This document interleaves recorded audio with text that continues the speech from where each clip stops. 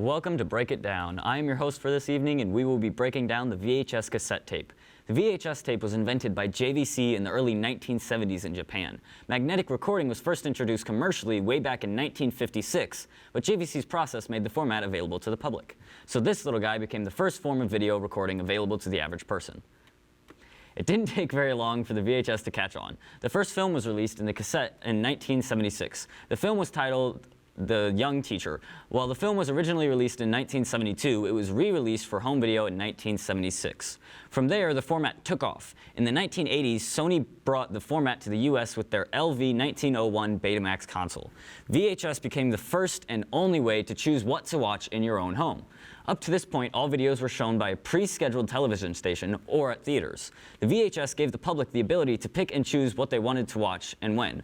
A VHS tape could be up to 1,410 feet long. That's long enough to go around an entire football field. At this length, there could be 4 to 5 hours of playtime. Unfortunately, the tape had to be extremely thin for this and could break easily. So most tapes used for films were made thicker and shorter. This prevented the tape from snapping, but it also shortened the runtime to 2 or 2.5 hours. Because of this, longer films such as Gone with the Wind, The Sound of Music, and Titanic had to be put on separate cassettes and sold as a package. Up next, we're going to take a look at the inside of cassette tape after a quick word from our sponsors.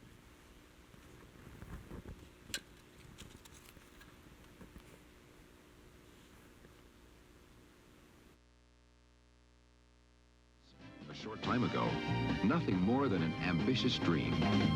With the Betamax at your command, you'll never again be deprived of watching whatever program you desire at your convenience.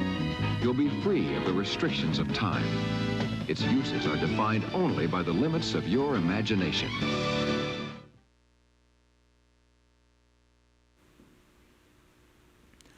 Welcome back. We're going to take a look at the basic construction of a VHS cassette tape.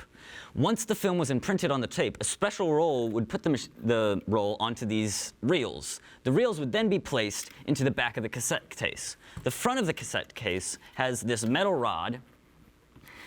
Has this metal rod to keep the reels in place so that they don't go flying around the case. Next came the hard part. These tiny metal cylinders keep the tape going in the direction it needs to go. The roll, here at the bottom, we have two of the exact same piece right here, the only difference being their color. These are the brakes. They fit snugly into the grooves of the reels and stop them from spinning when they're not supposed to. The lever in the center of these brakes releases them when the tape is in the player. The final piece of this system is the guard.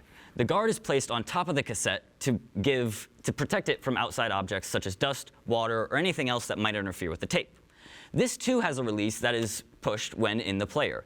VHS continued to be a prominent form of video production and consumption up until 2003, when DVD officially surpassed VHS in rental numbers. From that point, VHS only continued to decline. In 2006, A History of Violence became the last film sold on VHS.